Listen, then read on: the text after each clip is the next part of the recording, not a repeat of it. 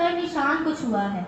यूं तो मैंने बुलंदियों के हर निशान को छुआ है, पर जब भी खुद को अकेला पाया तो माँ बस तेरी ही दुआ है।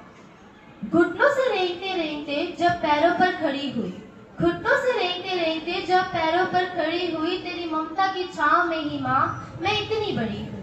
आदरणीय प्रधानाचार्य महोदय, माँ, सभी शिक्षकगण और यहाँ उपस्थित मेरे भैया और दी, आप सबको मेरा सादर प्रणाम।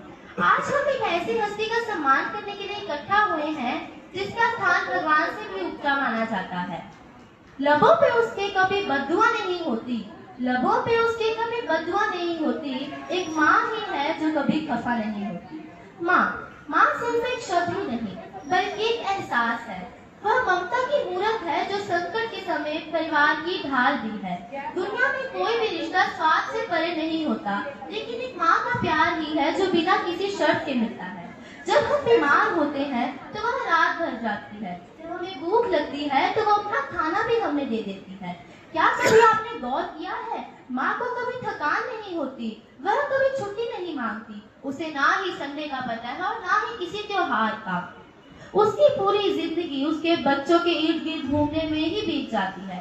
लोग कहते हैं कि दुनिया का सबसे कठिन काम पहाड़ तोड़ना है, लेकिन मैं कहती हूँ कि दुनिया का सबसे कठिन काम घर को संभालना और मुस्कुराहट के साथ अपने बच्चों के सपनों को पूरा करना है।